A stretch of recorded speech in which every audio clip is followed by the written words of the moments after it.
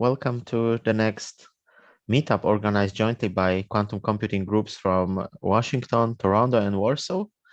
My name is Paweł Gora, and together with Sebastian Zając, we are members of Q Poland, so quantum computing community in Poland, and we're also one of the organizers of the Warsaw Quantum Computing Group meetup.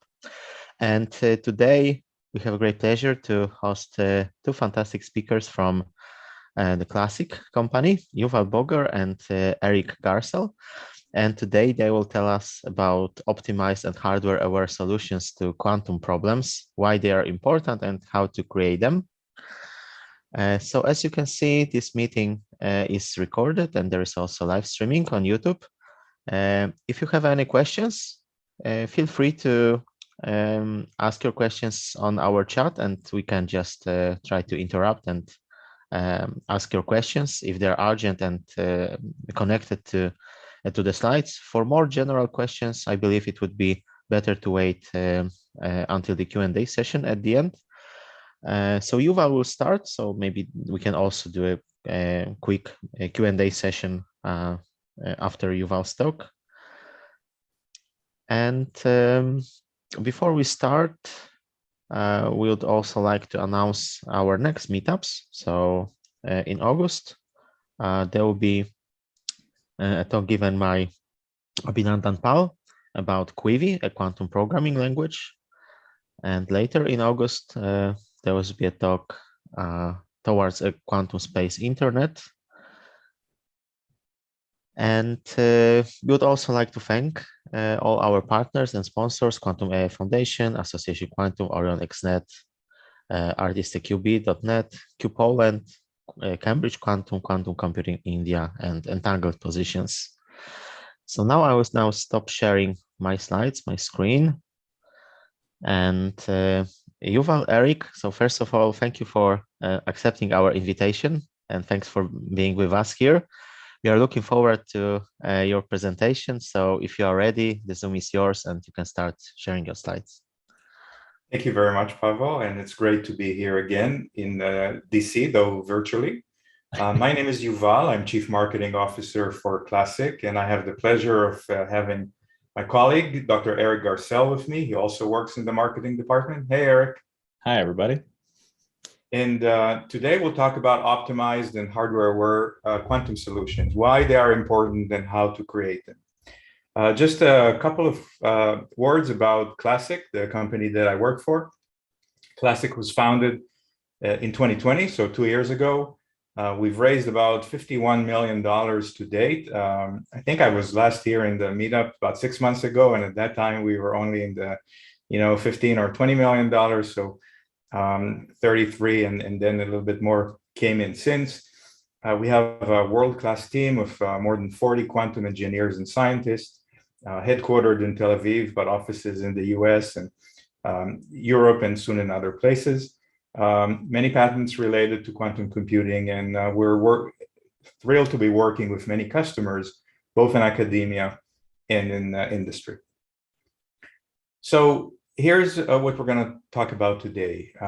We'll start by talking about why is it important to optimize quantum circuits. We'll talk about what are hardware-aware circuits, why is it important what they are. We'll review two types of optimization at the gate level and at the function level. Then I'll ask Erik to do a demo. And then I'll talk again about the Classiq coding competition, a competition that recently concluded, which was focused on creating optimized circuits. And we'll do Q&A, but as Paweł mentioned, we're happy to take questions anytime during the presentation. How does that sound? Very good. So why is it important to optimize in the first place? Well, it's important to optimize because today's computers still leave a lot to be desired. They have limited qubits, they have limited connectivity, they have limited coherence or noise characteristics. So being able to take a given problem and compress it and make it use fewer resources, whether resources are the number of qubits or the depth of the circuit or something else, allows you to run problems on existing computers. So it both allows you to get bigger problems to run on existing computers. So if you're optimizing and your competitor is not optimizing, that perhaps today you could run something that your competitor could only run a year from now. But given the noise characteristics of computers, if you're able to make shorter, shallower circuits, you may actually also get better results. So it is important to optimize, and it is possible to optimize. We always look for inspiration at the Apollo 11 onboard computer. The Apollo 11 onboard computer only had 72 kilobytes of ROM. And as you know, it allowed NASA to send a man to the moon and back with 72 kilobytes. So you can do a lot with a little, and we believe the same is true for quantum computers as well. What are hardware-aware circuits? Well, hardware-aware circuits are circuits that understand the hardware that they run on. Different quantum computers are different from each other. They have different characteristics. So for instance, one computer may have a larger number of qubits. And if you are able to take advantage of that, then you could perhaps get a bigger circuit running or get a shallower circuit.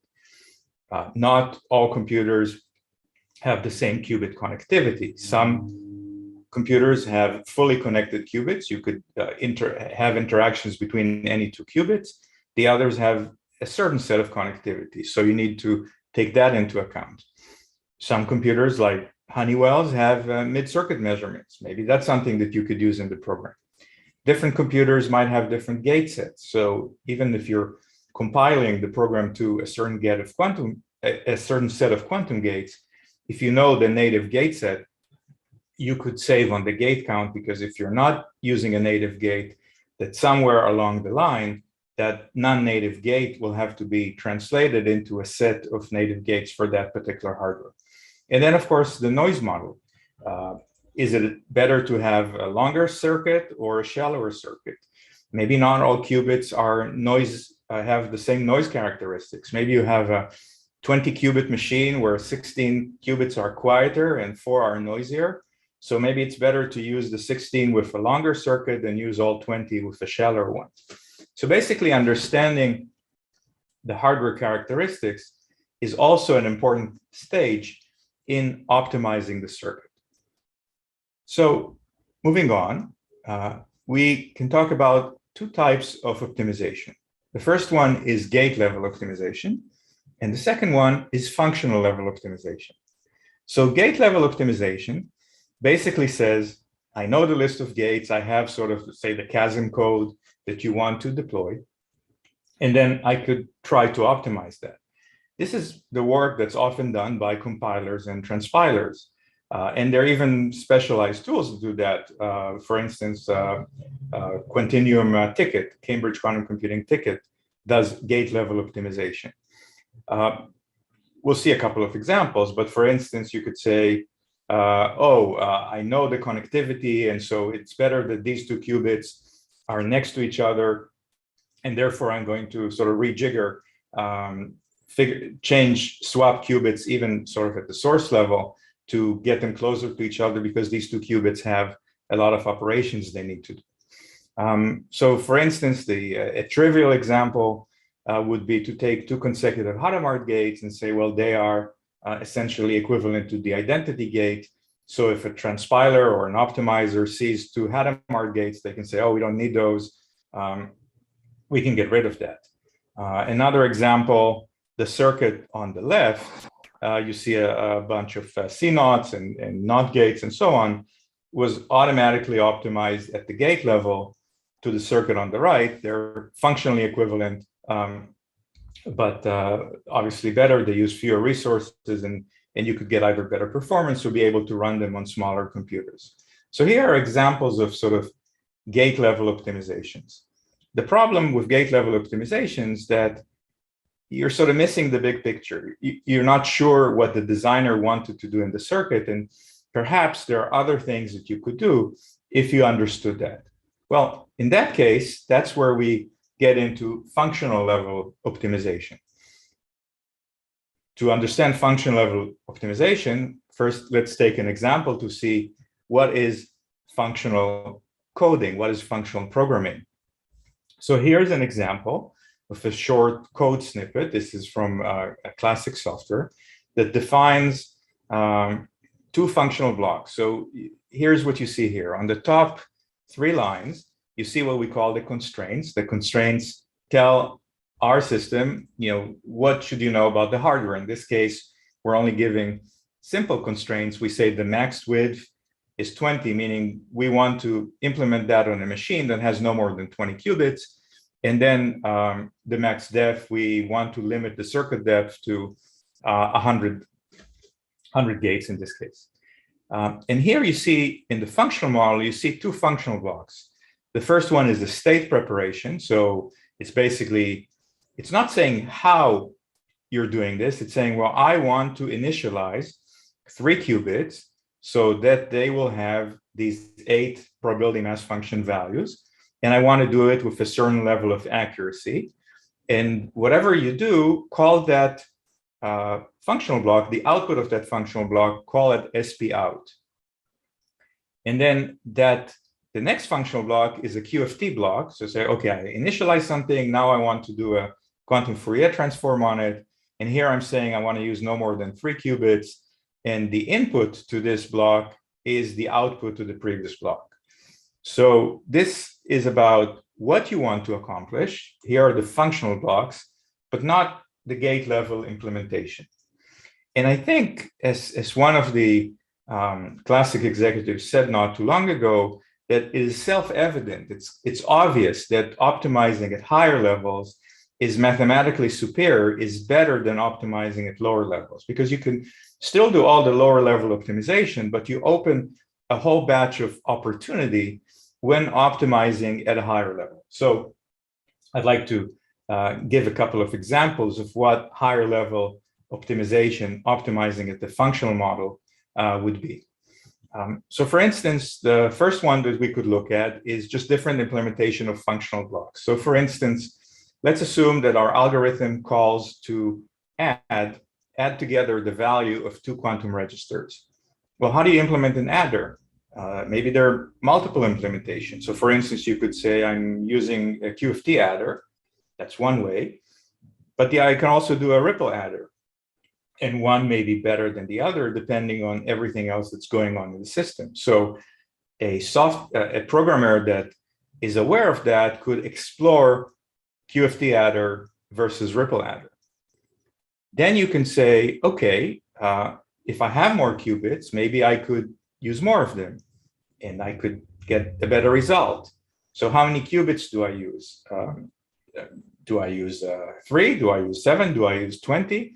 Is it useful at all? So that's another dimension where someone could start to explore and say, well, if I have more qubits, I don't always have them, but if I have more qubits, could I put them to use?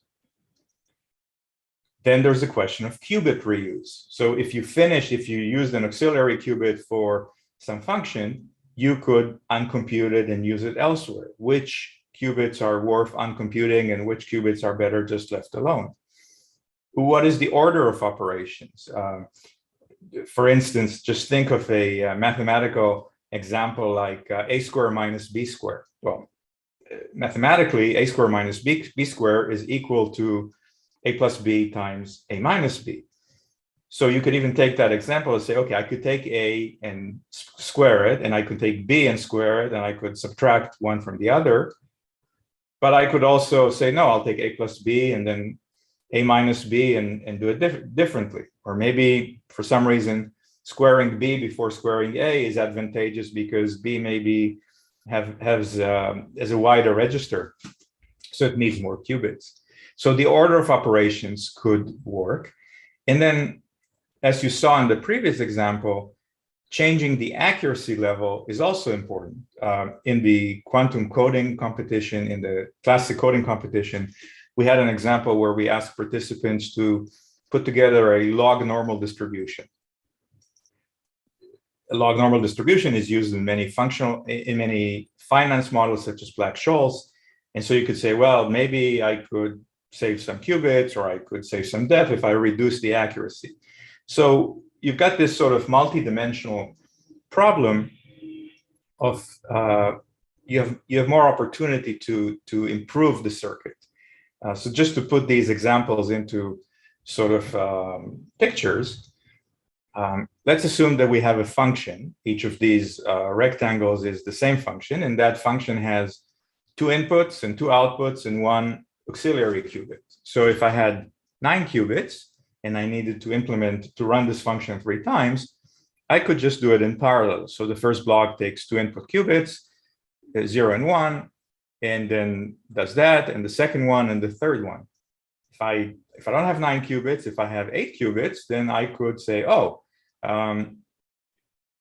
this is the auxiliary qubit. What's listed here as Q05 is the auxiliary qubit of this function. So once I'm finished with the calculation, I could uncompute it and use it again. Or even here, if you have 7 qubits, you could reuse that auxiliary qubit to your liking. Here's another example. So if you're doing a Hamiltonian and you've got several blocks, well, if you see here, here's one implementation where I have H1, H2, H3, and H4, but then I can also do it the other way around and trotterize them and do H1 and H3 in parallel, H2 and H4 in parallel. So I have another dimension of things that I could play with, that I could explore if I wanted to create an optimized circuit. So when we put it all together, here's by the way, same example for a square b plus b square a. I could do the square and multiply, and add. But if I have fewer qubits, I could do something else. And this problem doesn't get any simpler when you go to larger and larger circuit. It gets exponentially more complex because you have more opportunity. You have larger circuits, you have more complex algorithms, you have many more options to work. And we'd like to think of it graphically. By the way, when you put it all together, here's what you get. Here are 2 circuits that are functionally identical. They perform the same function, the same arithmetic expression. One of them was optimized to have fewer qubits, and you see it on the top. And the other one was optimized to have a lesser depth, and it has more qubits, so it's able to compress it. And we'd like to think about it like a very, very large design space.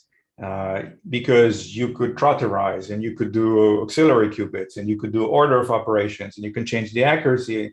And so very quickly, you understand that to get the optimized circuit, you have to explore millions and millions of options. Life was much simpler, but more constrained at the compiler level, at the gate level, because you have only a few options to work with. So the ability to explore millions of options is obviously beyond the capability of a human. Maybe a human programmer could explore 10 options, maybe 20 options, maybe 30 options, but not 30,000 options. Fortunately, this is where machines come in, and this is what the Classiq software does. So we've built an engine, and Erik will demonstrate it in a little bit, that takes as inputs both the high-level models, such as what I showed you earlier, set up a state preparation and then do a QFT, takes the list of constraints, how many qubits, what native gates, what depth, and so on, and explores these millions and millions of options to generate low-level, gate-level code that can then run on a wide range of simulators or backend hardware. And that allows you to basically focus on what is it that you want to do and let the Classiq platform explore the how. So in a real life complex example, we took, for instance, a chemistry example. Water, H2O, is sort of famous for a quantum problem. And our goal was to find the ground state, the energy ground state of water. When we used And we basically took it to a leading open source library, and then we took it through the Classiq platform. And here's what we got. So to find the ground state of H2O, when we took a state-of-the-art transpiler optimization at the gate level, we reached the circuit depth of 8,385 and 6,692 CX gates. When we put the same model, the same requirements, find me the ground state of H2O into the Classiq software, we got, instead of 8,000 depth, we got less than 4,000 gates instead of depth, instead of 6,600 CX gates, we got 3,400 CX gates. So we were able to reduce practically by 100%, going to a half, just by optimizing at that functional model.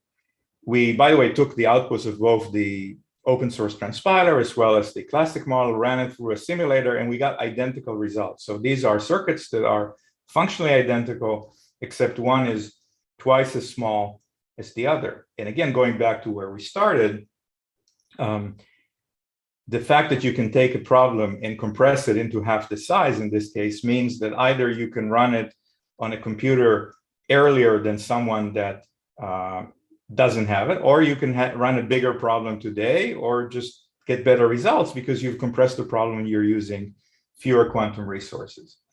So what I want to leave you at this first stage of the presentation is basically two things. Optimization is important because you can get better results. You can run your circuits sooner. You could run the circuits faster. You could get more accurate results. So optimization is important, but optimization is hard. It's a problem that requires you to explore millions and millions of different options if you want to do it correctly. The good news is that we believe that optimization was hard because we've automated the process of optimization, and that allows you to get the circuits done faster and many other benefits because our platform automatically explores all these millions and millions of options. So with that, I'm happy to take a break from speaking, answer a few questions, and then maybe we can move to Erik's demo. So does anyone have a question that we should answer at this stage? Okay, great. Thank you, Yuval. We have, or I can see one question on our chat. Is this optimization a novel approach by you? Yes, it's a novel approach by us. And we do many of the things that we've discussed. We look at filterization, we look at the auxiliary qubit use.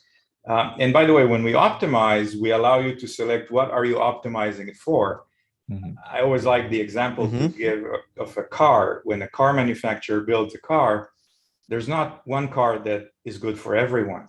You could say, I want to build a car with the lowest cost. You could say, I want to build a car that could accelerate the fastest, or that has the greatest towing capacity, or that is most fuel efficient. So with different constraints, with different requirements for optimizations, you can get different results. And the same for us. When you put in the parameters of the target hardware and what you're interested in, we can give you dramatically different circuits that meet the functionality, but do our best to meet your constraints. Okay, great. Sebastian has raised his hand. So Sebastian, would you like to ask a question? Yes, thanks. As I understand, your platform will be something kinds of high-level programming language for quantum computation, yes? Yes, so we have a high-level functional model programming language for quantum problems, and that gets translated into low-level code, Q# or Cirq or QAR or CASM and so on.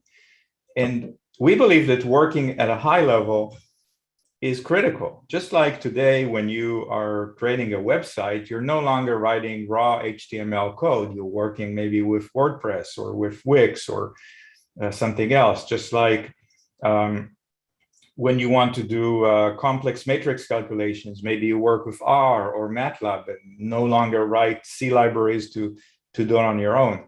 Then taking quantum software and abstracting it and taking it to a higher level allows you both to solve bigger problems faster, solve them at all, because there's sort of limit to what a human can do manually.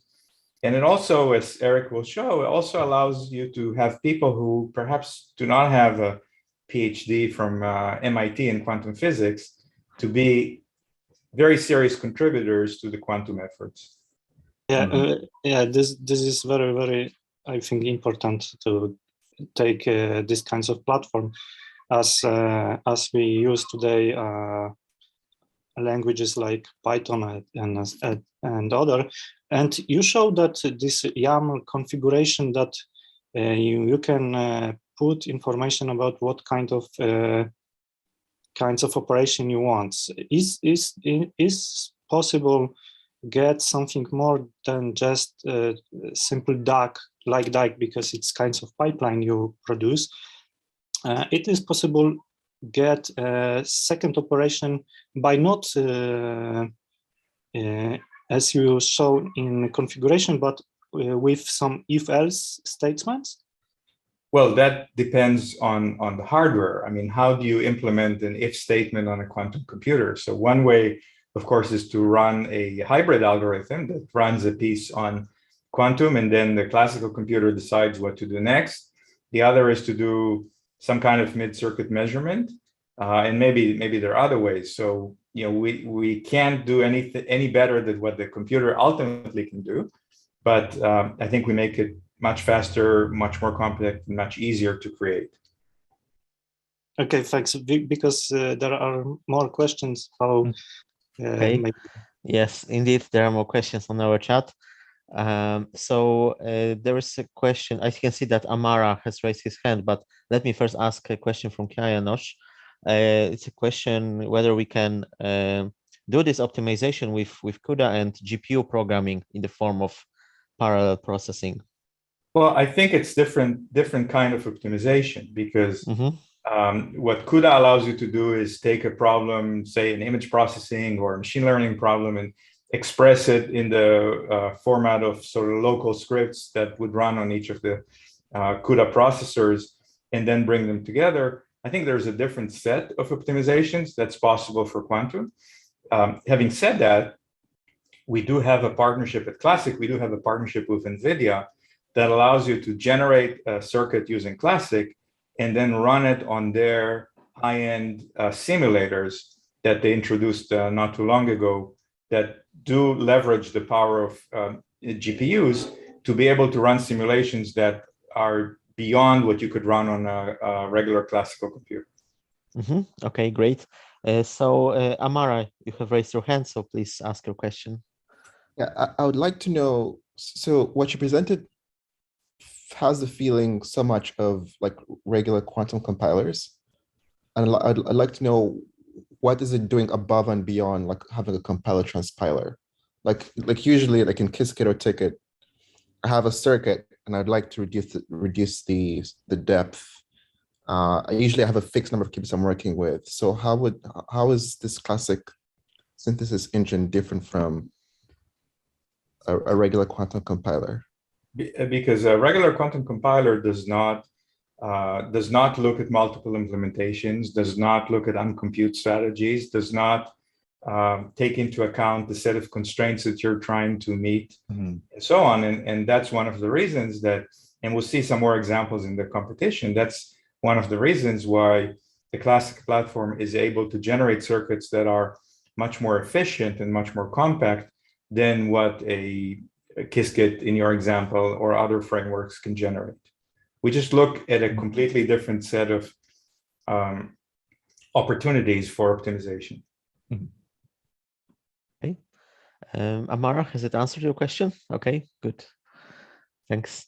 We have two more questions on our chat, so let's ask them and then we'll go on. The question from Emmanuel: it seems that the functional and gate optimization are carried out sequentially. Wouldn't it be appropriate for the compiler's optimizations to feed back into the model for even better performance based not only on the compiler's parameters, but also on the low-level code it produces? So, I mean, you could think about more sophisticated closed-loop optimization. So, for instance, a common one we get asked for is cost optimization, meaning, okay, I have a CASM code, and I want to run it on Amazon bracket. And what I care about is running it at the lowest possible cost.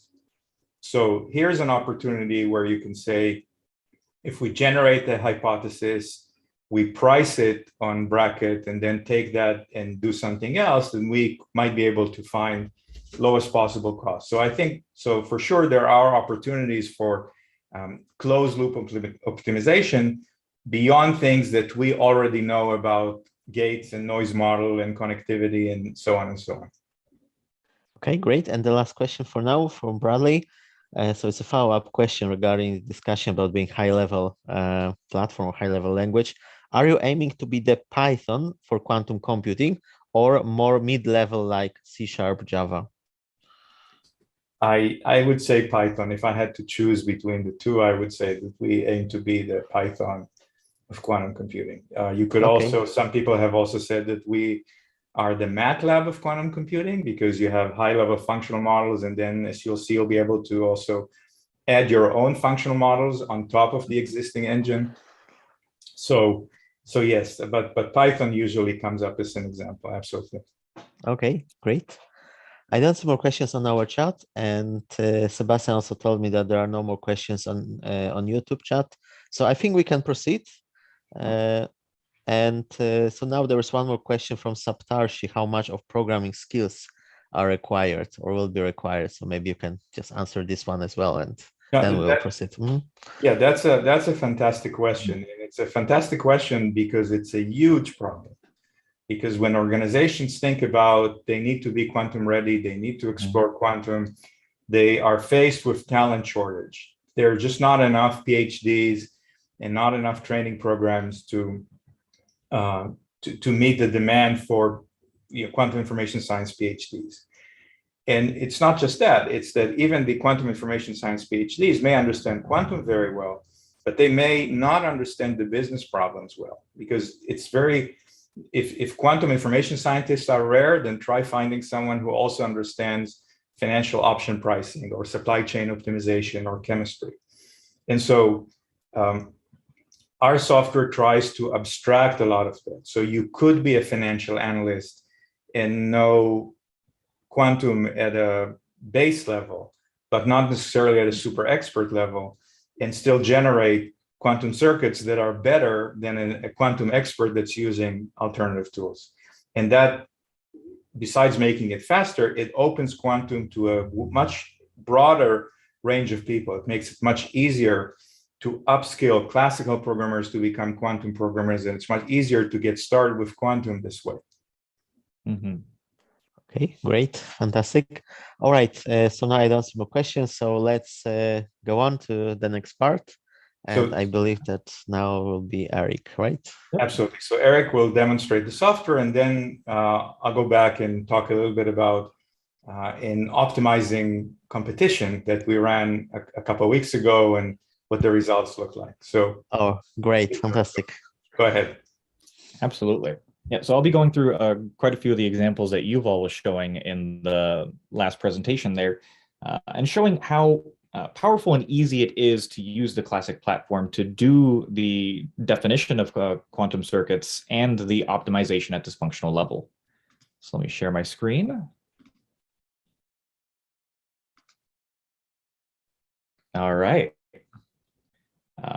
So here, like Yuval showed before, we have a simple state preparation with 3 qubits and an upper bound on the error that you want to compute for it. So very simply, we're just stating at this functional level, I have a state preparation, and here's the state that I want it to be in. I'm going to tell the command generate quantum circuit, and I'm going to call this state. And very simply, the system is going to go ahead and find the quantum circuit that matches these parameters for us automatically. So here we go. We have a quantum circuit of about 20 depth or so, but we can shorten this up. As you've all said, if you want a circuit maybe with save a little bit room on this, you can always increase that error a little bit and see how much better we can do. Can we get a shorter circuit out of this? Let's call this state 2. And in this way, we're functionally describing the circuit and what our parameters are. And the system is analyzing this, right? This is sent up to our servers, and it's finding that circuit and synthesizing it automatically for us. So we don't have to do optimization at the gate level, right? We're defining it at the functional level, and it's finding the circuit that does this for us. And it automatically outputs to the code of your choice at the side. So this is a simple state preparation, but as Yuval was showing, we can daisy chain some of these functions together into a logical flow for a larger circuit. So here we have two state preparations. So state preparation that we're outputting, we're calling it SP out 1. A second one that we're calling SP out 2. And we're feeding this into an adder circuit. So here again, right, we're just functionally describing what we want this circuit to do. We're not doing these things at the gate level. We're not saying where to put our Hadamard gates.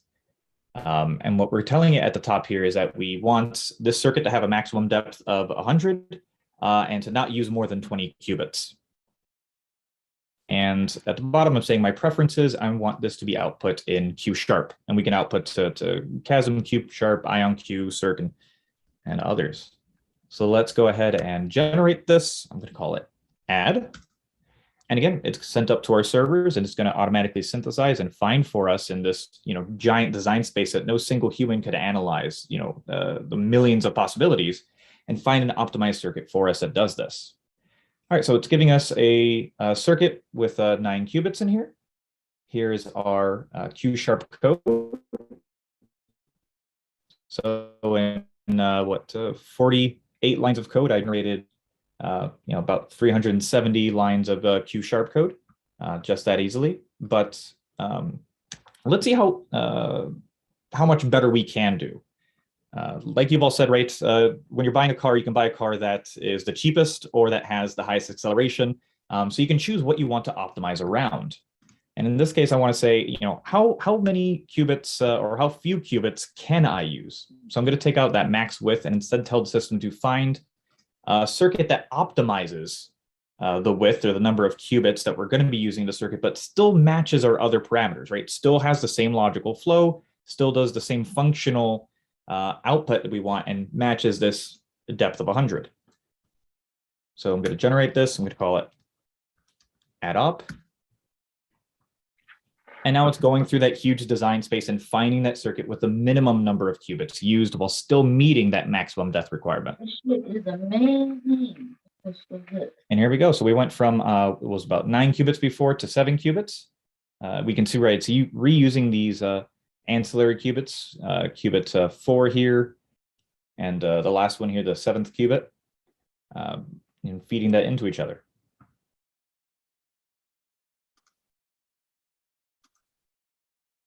But of course, right, we can do this a little bit more robust and even get it larger. One of my favorite examples is a Grover search, Grover's algorithm, because I'm personally terrible at building oracles for Grovers. And to automatically ask the system to find a Grover's, Grover algorithm oracle that solves a specific expression without having to design it by hand is absolutely powerful and wonderful in my opinion here. So here, all these circuits, right, this high-level functional modeling comes into 3 sections. You define what your constraints are for the system. Here I'm saying, again, I want my max depth to be 400. I want it to use only so many CP gates and SX gates. So if you have a hardware limitation where you have no more than this many multi-qubit gates, you can limit that. I'm optimizing for width. Then we describe what that logical flow is of your circuit. What's feeding into each other? What do you want this circuit to do at a high-level functional model? And here I'm saying my function is I want a Grover operator. I want that Grover operator to, the oracle for it to solve this expression, A plus B plus C and 6 modular 4. 4 and modular C equals 4 and C equals 4. I'm going to give the variables a certain number of qubits to go ahead and find solutions for. So I'm giving A 2 qubits, B 2 qubits, and C 3 qubits. You can define the uncomputation method. And my output preferences, I'm going to output to the CASM, and I want the output to be in a certain set of gates. So you can define specifically when you get that output circuit returned to you, what gate set do you want it to be? If you don't define the gate set, it's going to return all the standard single qubit gates and multi-qubit gates, right? Two qubit gates. But here we can specifically define which gates we want the circuit returned to us to be in. And again, right, defining all this at a high level makes it tremendously easy to design these circuits and to build them at the outset. So let's go ahead and call this Grover. And again, without having to build this and figure out how do I design my oracle, how do I build this so it does solve this expression for us, it's going to go into our large design space and find this automatically. Here we go. So again, in what is that, about 40 lines of code, I generated 445 lines of chasm code for this Grover search algorithm. And we can investigate this even further. So here's our Grover search, here's our oracle and our mixer. But we can go further, and I called this Grover, and we can open up the interactive circuit. So let's go ahead and open this up and take a look at it.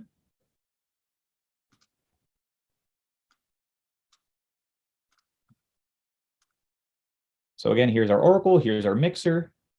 We can open that oracle up and see, how did the system optimize? How did it create this? What are the blocks that made up this oracle? Here we have a couple of bitwise ands. Here we have an adder. But what adder did it choose to use? Did it use a ripple adder? Did it use a quantum Fourier? Yep, so it's using quantum Fourier's adder here. It found that that was the most optimal for our parameters. And you can go ahead and analyze each individual subblock to see, how did the system optimize this? This is tremendously useful as you're learning this and want to learn more in depth on how to actually put these together if you want to get down to the fine level. But also great for educational purposes, right? To teach students, how do you put this together? And as a way to transition into quantum, right? By defining these things by defining quantum circuits at the functional level, it's lowering the barrier to entry and allowing you to enter the quantum programming realm without having to be a PhD level quantum computing expert. And you see here, I was able to generate a Grover search, and I don't have to know exactly how to implement a Grover search. The knowledge I need to have is, what is a Grover search?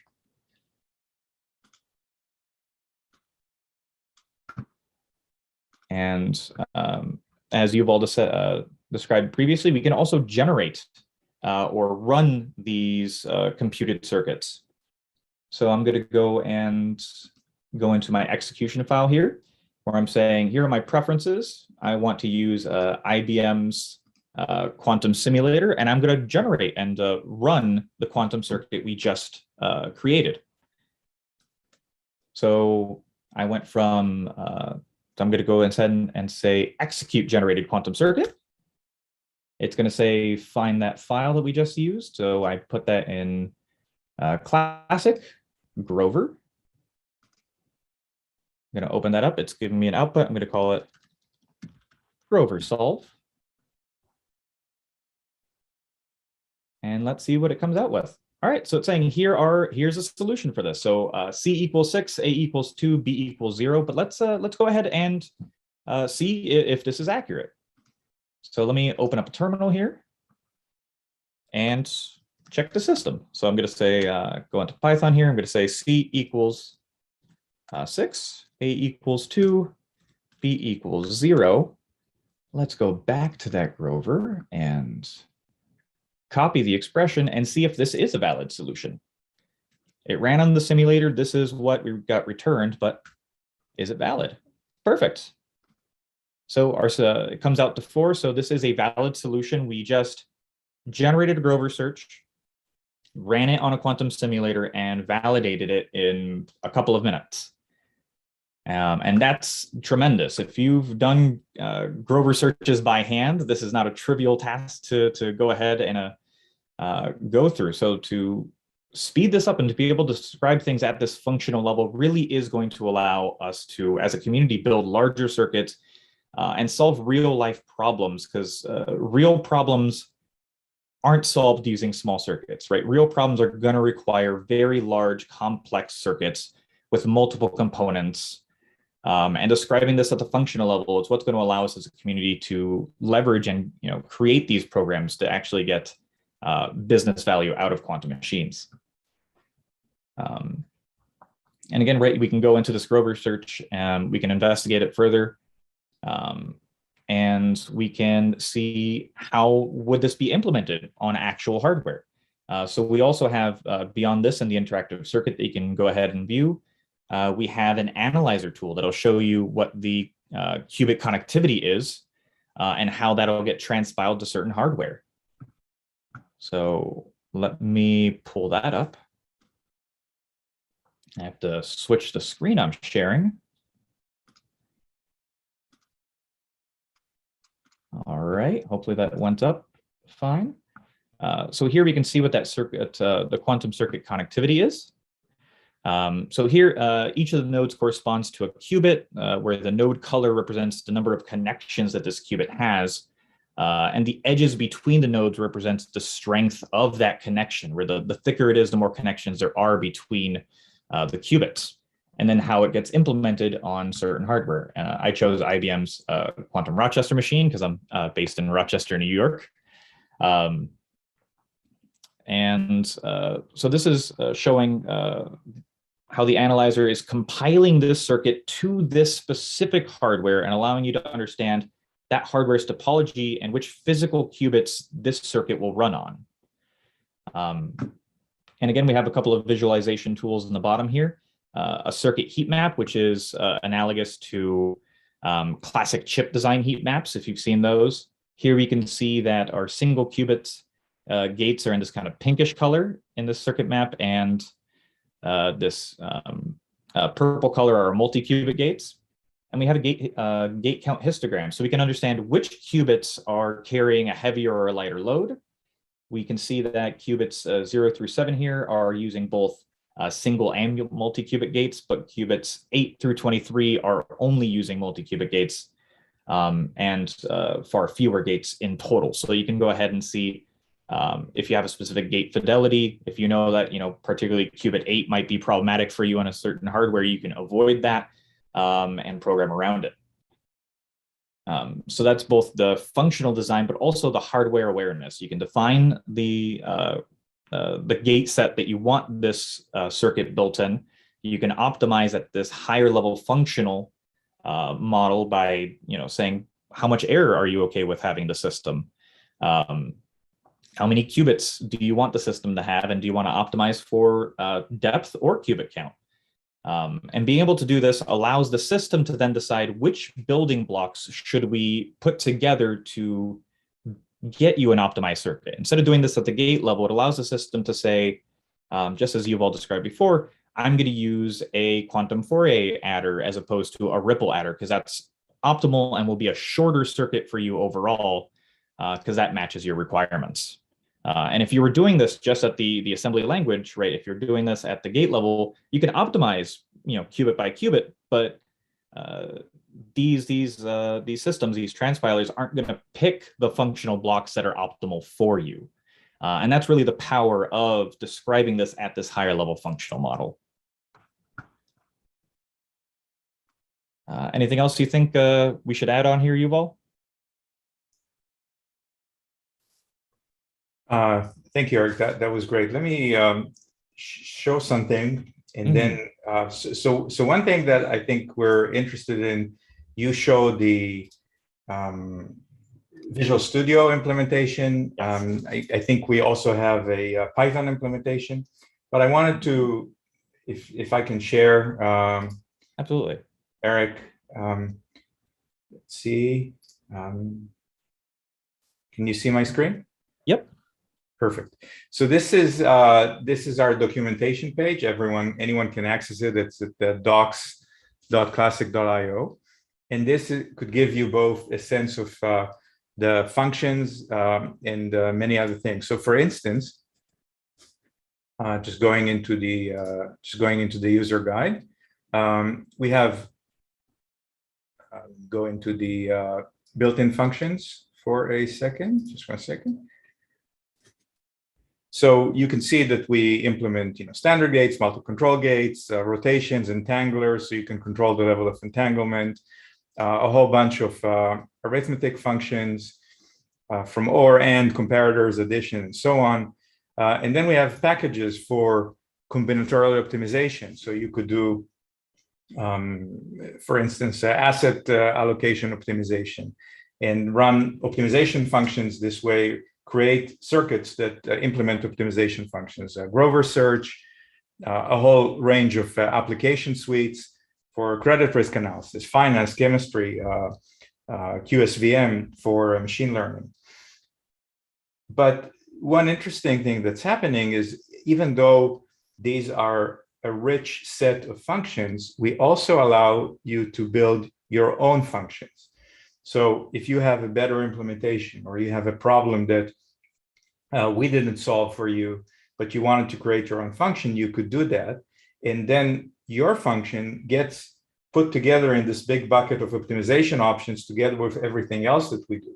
So it allows you to continue to enhance your quantum code library, your quantum block library, and leverage the power of our platform to do so. We also have here a list of pretty detailed sample programs. And for the sample programs, so for instance, let me take an amplitude estimation example and wait for it to open. Each of these, we show them in two ways. We show them at the way that Erik showed, which is a Visual Studio plugin.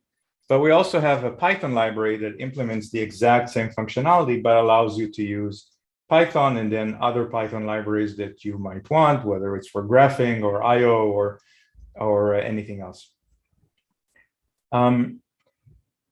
Before I move to the, and then a set of Jupyter notebooks that demonstrates this. Before I move to the quantum coding competition, are there any questions that Erik or I could answer at this time? Yes, thanks. Thanks, Yuval. Thanks, Erik. We have a couple of questions. So the first questions are regarding optimization. So I think it was posted on our YouTube chat and here by Sebastian. What kind of optimization algorithms do you use to find the best solution? And are we sure that this is the best solution?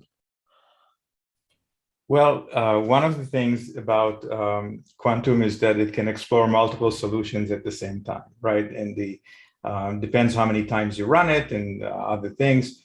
But when we run optimization problems, it could be a TSP, traveling salesperson problem, it could be a portfolio optimization problem or knapsack problem and so on, then you will get a list of answers, you will get sort of the recommendation, the highest probability, this is the best function, and so on and so on.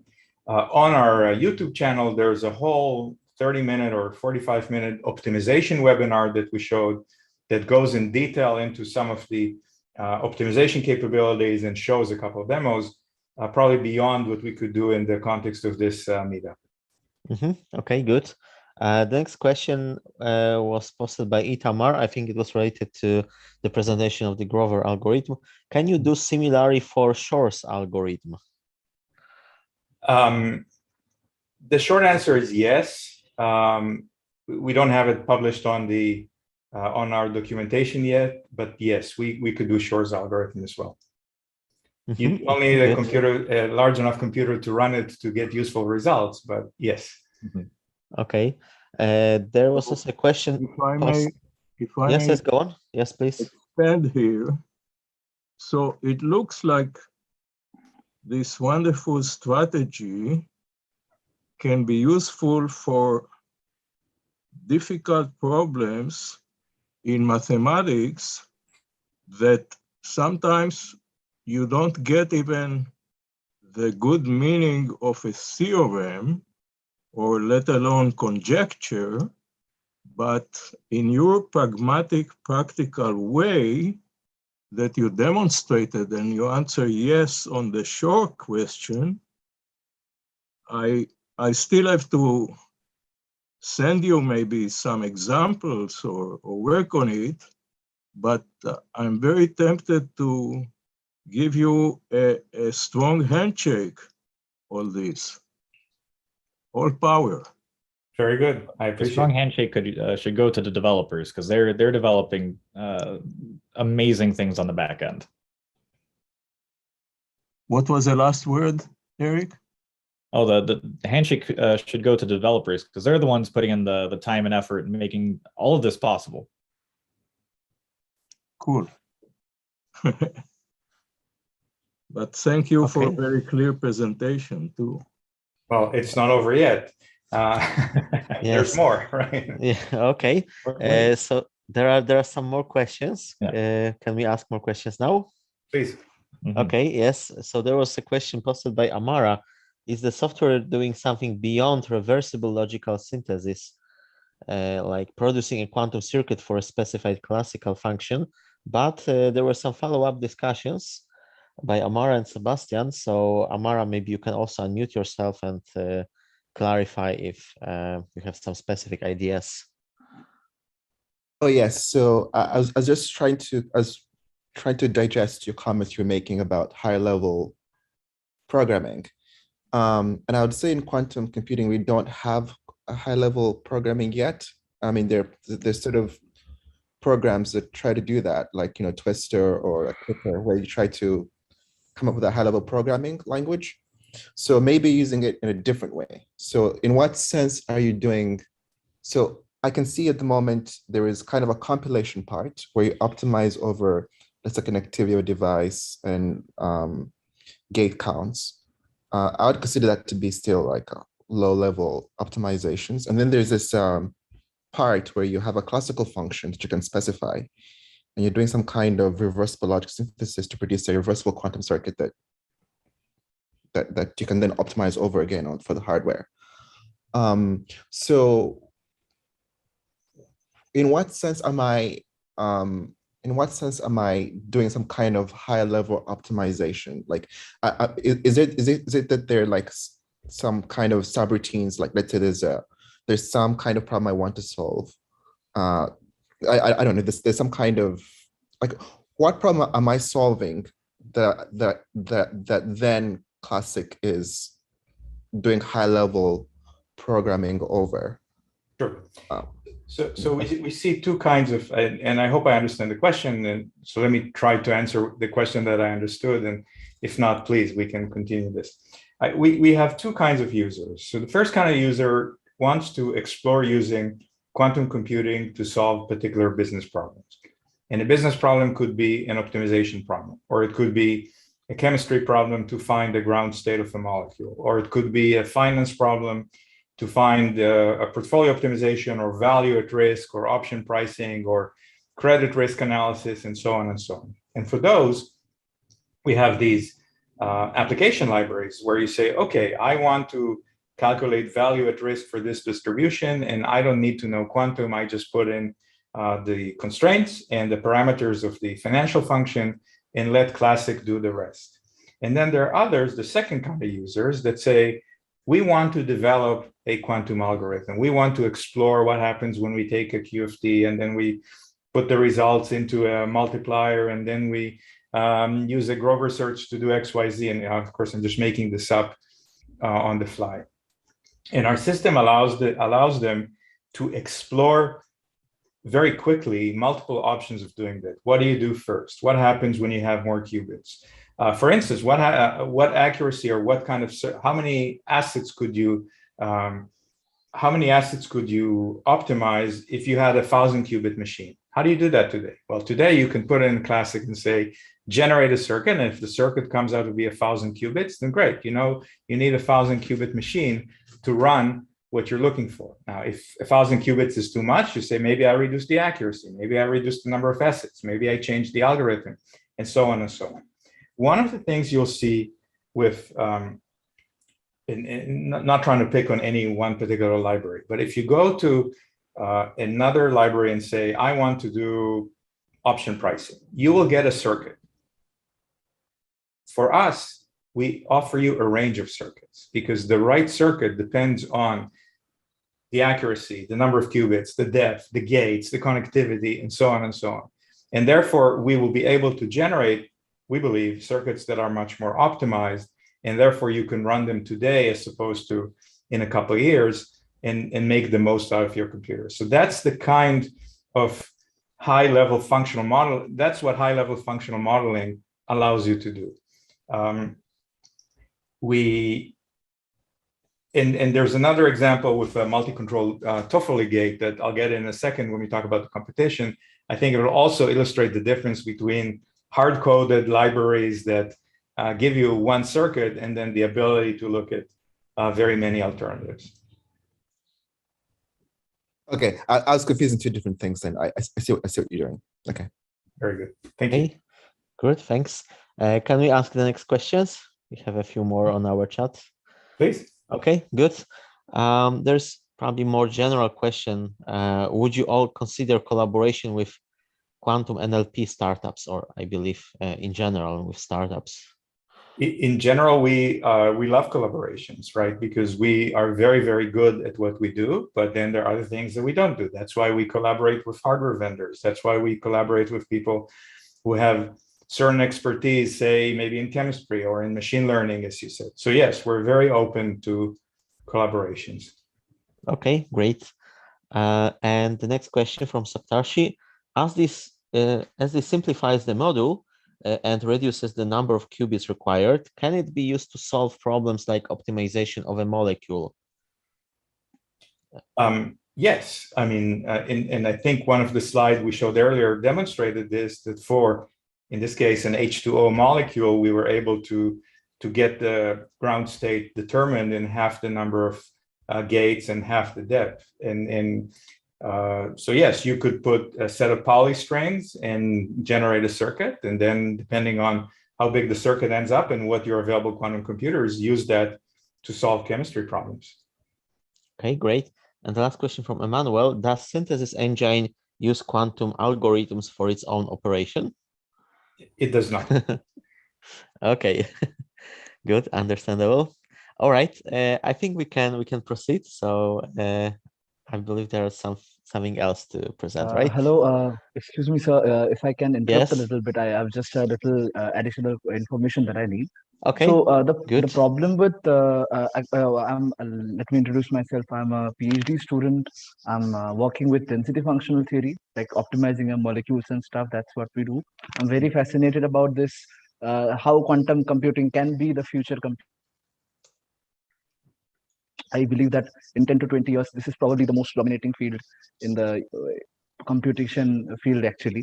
So the problem is, what I understand is, like, there are like less number of qubits available, so we cannot use that to solve complicated problems or atoms with higher number of electrons.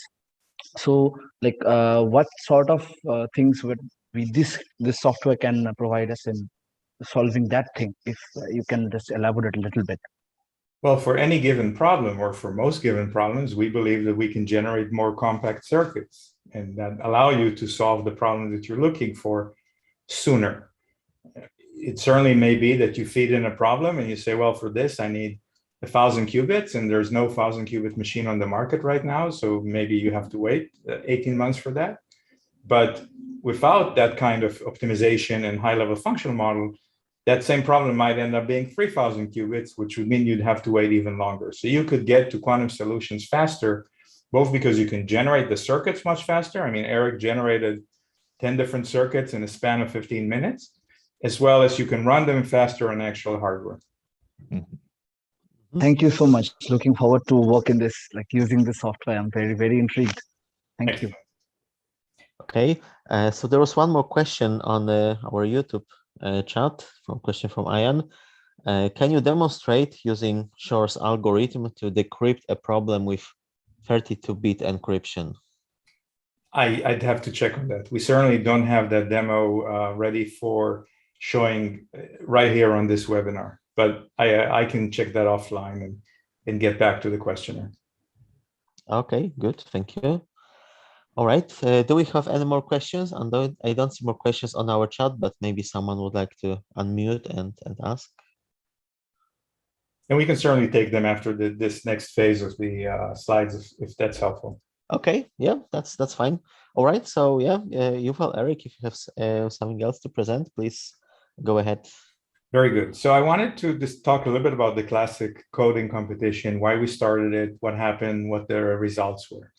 So we wanted to raise the awareness that efficient quantum circuits are important. And we wanted to see the kind of innovation that we thought exists globally, US, Europe, India, China, South America, and so on. And so we launched the Classiq coding competition. Our CEO, when we launched the competition, basically said, creating efficient quantum circuits is part engineering, part art, right? Part science, part art. And efficient circuits enhance the ability of any quantum computer to solve important problems. And we all spoke about that during this presentation. So we posted 4 different problems. And you could go to classiq.io/competition. I think it's in the About menu right now to see the problems.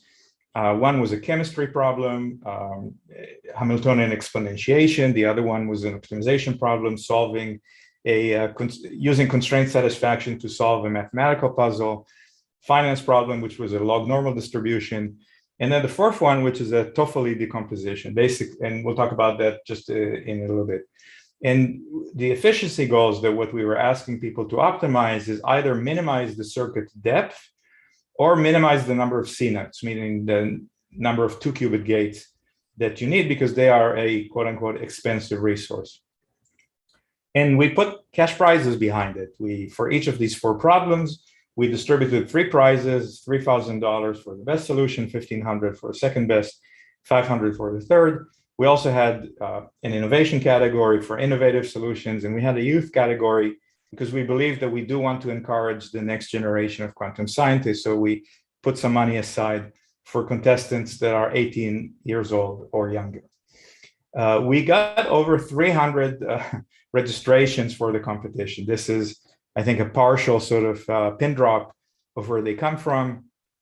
Many in the US, South America, plenty in Europe, Russia, France, Germany, Spain, Israel, and then India, Japan, and so on and so on. So we really got participation from all over the world.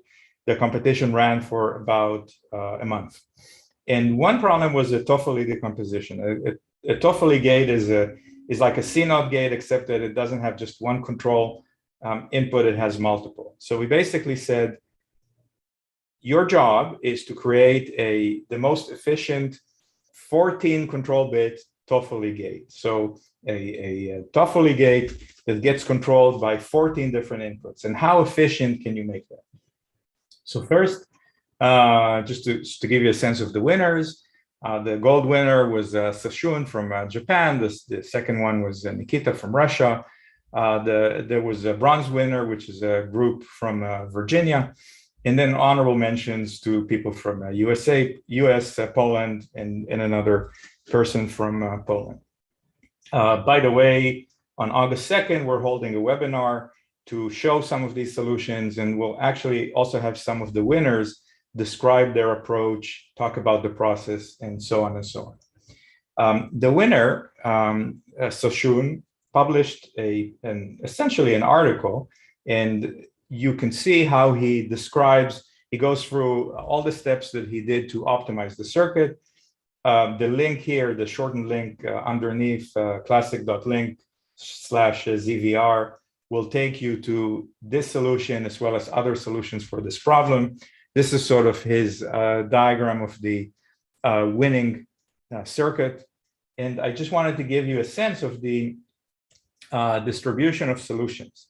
So we have here, I think, 38 different solutions that were posted for this problem. The best solution, which is Soshun's solution, had 57 depth of 57 gates. The worst, quote unquote, solution had 363 gates.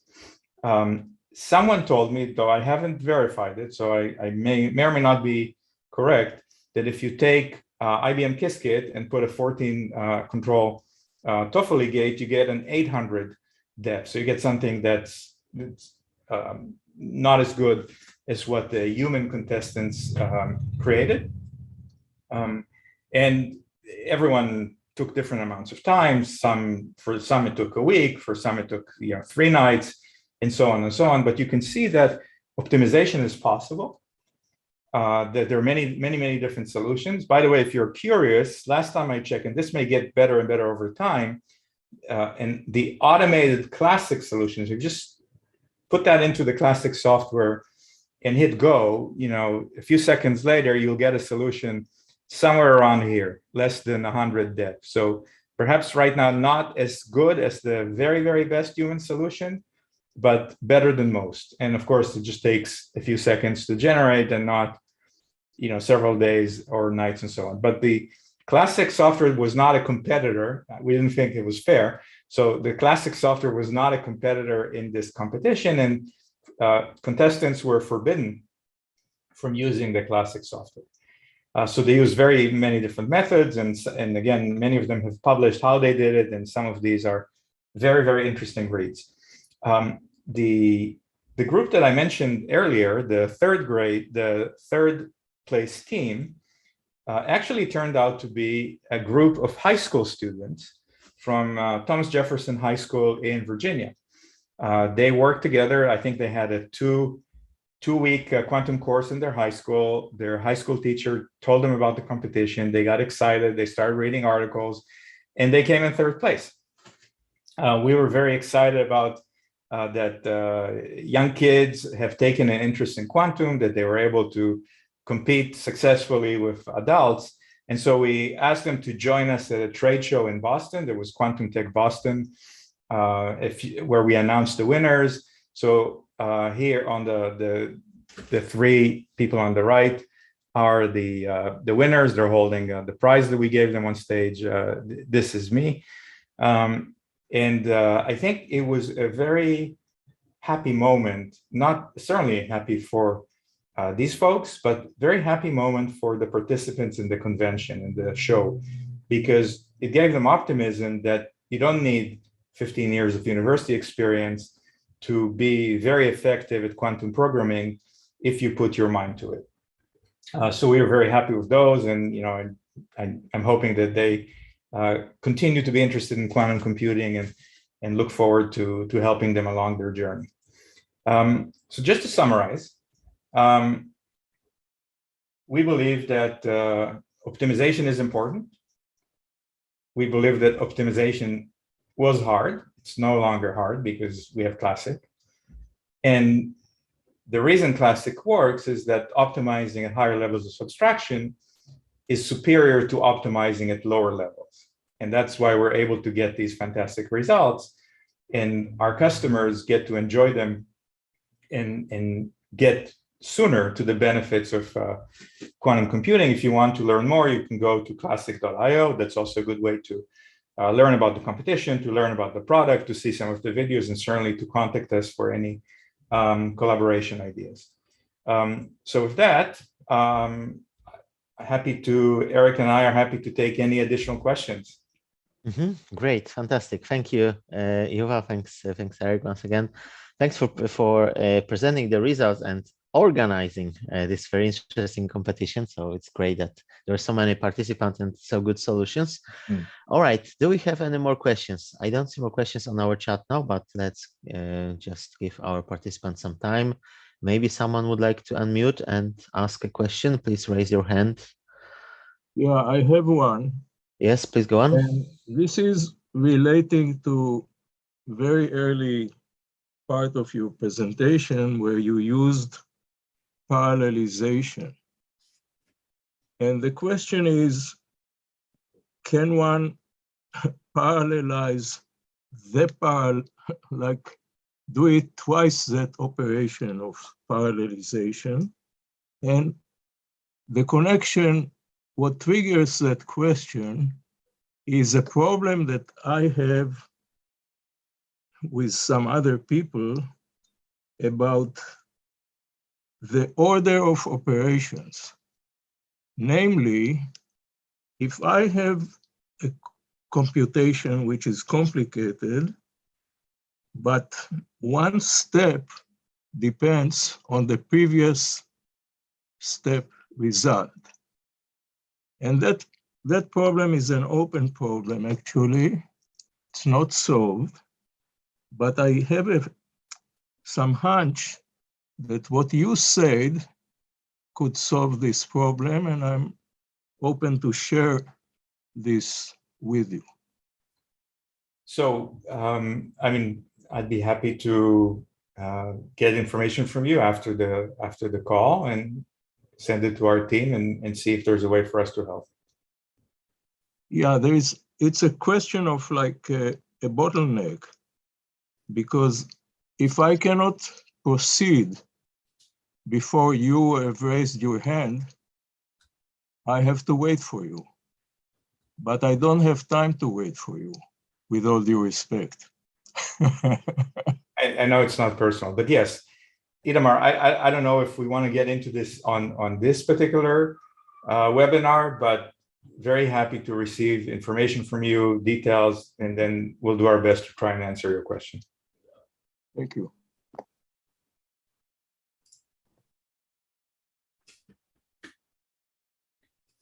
Who's got the next question? Okay, I'm back. There's a hand raised by Saptarshi, so please, Saptarshi, go on. Can I ask your question? Yes, so my question is, I Googled it and searched it on YouTube also that if there is some hands-on tutorial about how to use this software. So I don't think that there is enough information on the internet. So how can like students of the university, from a university level, or students who are working under my project, for MSc students, who are interested in quantum computation or this sort of softwares, how can we get access to a little more detailed tutorial so that we can use it? The most problem I have faced while using quantum computer is when there is a given solution already, I can solve that problem. But when I'm implementing my own ideas, my own problems, then there is some sort of issue. So to avoid that, what can students like us, and what should we do? Sure. So, so a few answers. So first, and I'll type them in the chat for everyone to see. So our documentation is at the docs at classiq.io. And then our YouTube channel, which has both tutorials as well as the optimization video and other webinars that I discussed, are on YouTube on the Classiq Technologies channel. I posted that in the chat as well. And then I would welcome an email from you, Saptarshi, and my email is yuval@classiq.io, and I also posted that in the chat. And I believe we'll be able to help you with your question regarding the students. Thank you so much, sir. Thank you so much. Thanks a lot. Great, great. Thank you. Thanks, Yuval. Thanks, Saptarshi. Do we have more questions? I don't see more questions on our chat, so